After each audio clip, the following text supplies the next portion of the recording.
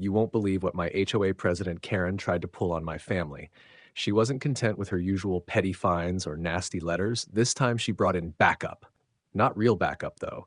She actually called in a crew of fake cops to harass my wife. Big mistake. She had no idea who she was dealing with. Before we dive in, comment which country you're watching from. Let's see how far this story travels. Here's how it started. My wife had become Karen's favorite target ever since we moved into the neighborhood. Karen didn't like her independence, her confidence, or the fact that she never bowed down to her so-called HOA rules. She nitpicked everything: our flower pots, the car we parked on the street, even the jogging route my wife took in the mornings. But this latest stunt, it crossed a line. One Friday afternoon, while I was still at work, my wife called me sounding both calm and irritated, an odd mix I knew meant trouble.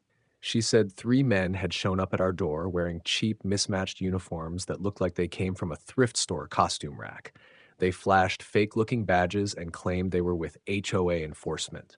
My wife knew instantly this had Karen's fingerprints all over it. These so-called officers started questioning her about our recycling bins, our fence height, and even the color of our curtains. None of it made sense because none of it was their business. But my wife, being sharp as ever, didn't flinch. She told them they had no jurisdiction, no authority, and no legal grounds to be standing on our property. One of them, the tall one with sunglasses, smirked and said, "We're here under orders from the president. You don't want to make this harder than it needs to be." The president. That was Karen. No doubt about it. My wife later told me she almost laughed right then, because here's what Karen didn't know. My wife isn't just tough, she's highly trained. She worked for the CIA before we ever settled into this quiet neighborhood. She had been in situations these wannabe enforcers couldn't even imagine, and instead of being intimidated, she was already planning her response. The fake cops tried crowding her on our porch, using intimidation tactics they probably copied from some TV show. But that was their first mistake.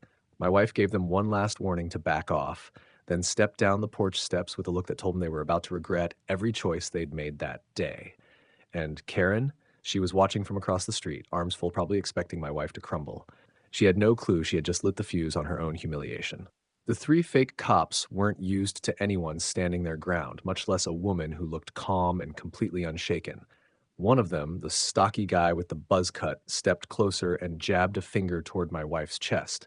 "Ma'am," he barked, "if you don't comply, we'll have to write you up for obstruction of HOA enforcement. That's a serious violation." My wife tilted her head and gave him a half smile. "Obstruction of what? Last I checked, the only people allowed to write citations wear real badges and swear oaths to the law. You 3 are just playing dress up."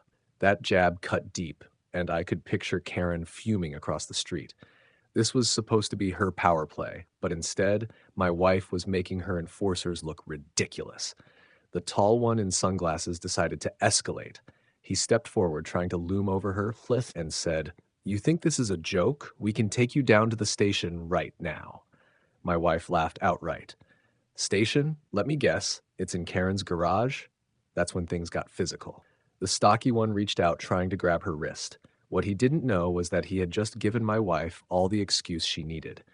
In one smooth motion, she twisted his arm, dropped her weight, and flipped him onto the grass. He landed flat on his back with a grunt loud enough for Karen to hear. If you're enjoying this HOA story so far, like and subscribe because the story is only going to get better. The other 2 froze in shock. They weren't expecting resistance, certainly not a takedown executed with military precision. My wife didn't stop there. When Sunglasses lunged, she sidestepped, hooked his arm, and sent him stumbling face first into the porch railing. His fake badge clattered onto the steps. The third one looked torn between helping his buddies or running. My wife turned to him and said, "Cool as ever, you've got about 3 seconds to leave before I show you why intimidation games don't work on me." The man didn't move, but Karen suddenly shouted from across the street, "Don't you dare back down! Arrest her! Arrest her!" from Karen's lawn chair command post. The arrogance was unreal. Instead, the third guy hesitated just a second too long. My wife closed the distance, grabbed the front of his vest, and shoved him backward off the porch. He tumbled into the flower bed, cursing and spitting dirt. By now, neighbors were peeking out of windows, phones in hand. The scene looked absurd. 3 grown men in fake uniforms sprawled across our yard while my wife stood there like she was just finishing a warm-up exercise. And Karen? She was no longer yelling. She was staring, her smug grin wiped clean. For the first time, I think she realized she wasn't dealing with just another neighbor she could bully, but she didn't know the half of it, because the real trouble for her and her fake cops was about to start when the actual sheriff's deputies showed up. Blue and red lights cut across the street as two real sheriff's cruisers screeched up.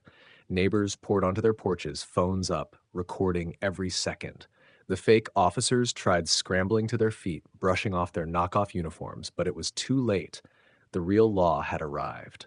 The deputies stepped out, hands resting on their duty belts, scanning the scene. One of them narrowed his eyes immediately. "What in the hell am I looking at?" My wife folded her arms, calm as a lake. "3 impersonators hired by that woman," she said, nodding toward Karen, who was now clutching her phone like a lifeline. Karen exploded before anyone else could speak.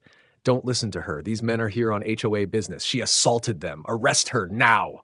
The deputies looked from Karen to the groaning men on the lawn, then back to my wife, who hadn't even broken a sweat. One deputy shook his head. "Lady, impersonating an officer is a felony. These guys aren't from any department I know." The tallest of the fake cops stammered, "We were just trying to enforce the HOA code." "Code?" The deputy cut him off.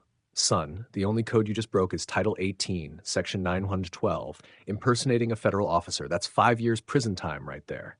Karen's jaw dropped. No, no, no. You don't understand. I authorized this. I'm the HOA president. We can do this." That's when my wife decided it was time. She reached into her pocket, pulled out a slim black wallet, and flipped it open. Inside gleamed an identification card that made both deputies instantly stand straighter. "Special Agent," the deputy muttered, reading. His tone shifted to respect. Karen's face went pale. "Agent? Agent of what?" My wife met her eyes, voice cold as steel. "CIA Counterintelligence Division. And congratulations, Karen, you just orchestrated a federal crime on your own street." The crowd gasped, phones angled higher. Karen stumbled back, waving her arms. "This is insane! She's lying! You people can't just believe her." But the deputies already had the fake cops cuffed and lined up. My wife handed over their bogus IDs, each one marked with laughably fake logos. "Evidence," she said crisply. One deputy turned to me. "Do you want to press charges against Karen too? Soliciting impersonation, harassment, conspiracy, it all sticks." I didn't hesitate. Every single charge available. The sound Karen made wasn't even words. It was a shriek. She tried to run, but 2 neighbors stepped in front of her, blocking the way until the deputies moved to cuff her as well. As Karen was shoved into the back of a squad car, she screamed, "This neighborhood belongs to me! You can't do this!" But no one listened. The neighbors cheered, phones recording the whole thing. Karen's reign of terror had finally ended, undone by her own arrogance. And the best part, she never saw it coming, because the quiet woman she thought she could bully turned out to be the one person she should have feared most, a CIA agent. So tell me, what do you think Karen's punishment should be for unleashing fake cops on her own neighbors? The end.